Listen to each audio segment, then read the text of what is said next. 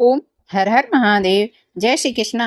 राधे राधे। आज मैं आप लोगों को ऋषि पंचमी कथा सुनाने जा रही हूँ। कथा करने से पहले आपसे निवेदन करना चाहती हूँ कि यदि आप हमारे चैनल पर नए हैं तो कृपया करके लाइक करिए, सब्सक्राइब करिए, शेयर करिए। यदि पुराने बने हुए हैं तो बहुत बहुत धन्यवाद। सतयुग में विदर्भ नगरी में सेनजीत नामक राजा राज्य करते थे। वह ऋषियों के समान थे। उन्हीं के राज्य में एक कृषक सुमित्र था। उसकी पत्नी जैसी अत्यंत पतिव्रता थी। एक समय वर्षा ऋतु में जब उसकी पत्नी खेती के कामों में लगी हुई थी तो वह रजस्वला हो गई। उसको रजस्वला होने का पता न लग गया, फिर भी वह घर के कामों में लगी रही। कुछ समय बाद वह दोनों स्त्री पुरुष अपनी अपनी आयु भोग कर मृत्यु को प्राप्त हुए।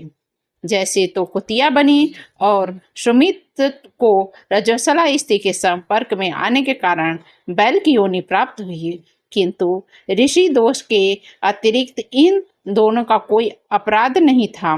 इसी कारण इन दोनों को अपने पूर्व जन्म का समस्त विवरण याद रहा। वे दोनों कुतिया और बैल के रूप में उसी नगर में अपने बेटे सुचित के यहाँ रहने लगे। धर्मात्मा सुचित अपने अतिथियों का पूर्ण सत्कार करता था।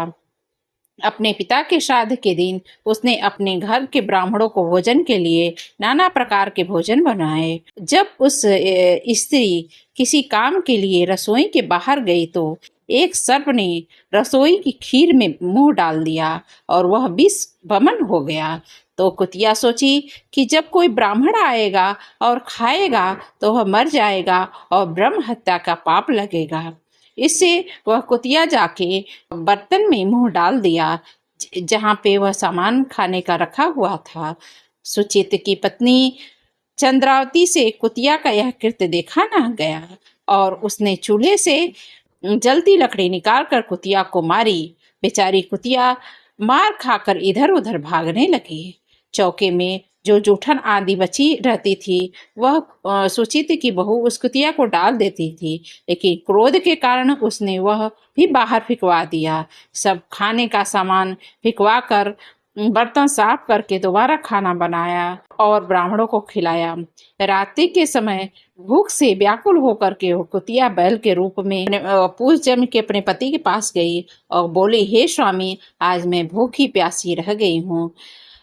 तो उसने भी कहा कि मैं भी आज भूखे प्यासा रह गया हूँ, क्योंकि मेरा पुत्र मुझे रोज खाने के लिए देता था, लेकिन आज मुझे कुछ भी नहीं मिला। सांप के विष वाले खीर के बर्तन को अनेक ब्रह्महत्या के भय से छूकर उसके न खाने योग्य कर दिया था।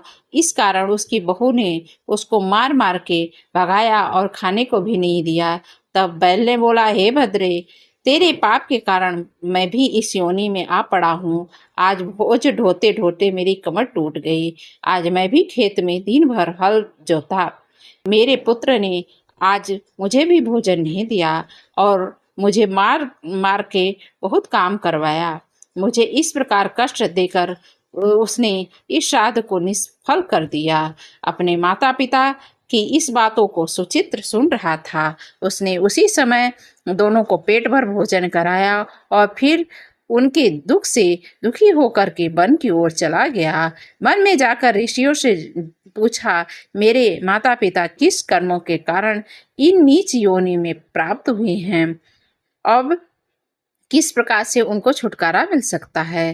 तब सत्तपा ऋषि बोले, इनकी मृत्यु के लिए पत्नी सहित ऋषि पंचमी व्रत का धारण करो तथा उसका फल अपने माता पिता को दे दो।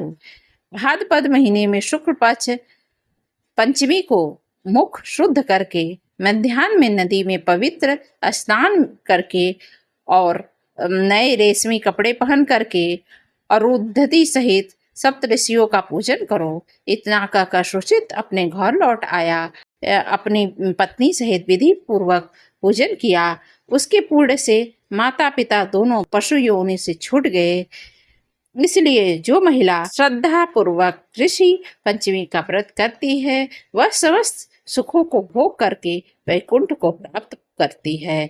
जो रजस्वला स्त्री किसी को रजस्वला में खाना खिलाई हो, पानी पिलाई हो, तो वो दोष मुक्त नहीं हो पाती है। इस कारण यह व्रत बनाया गया है। इसलिए जो रजस्वला स्त्री 3 दिन तक इस व्रत को में किसी को खाना बनाती है, खिलाती है, तो उसे पाप लगता है। तो वो ऋषि पंचमी का व्रत अवश्य ही रहे। जब उसका रजस्वला धर्म समाप्त हो जाए तो उसके बाद में ऋषि पंचमी का व्रत रहा जाता है।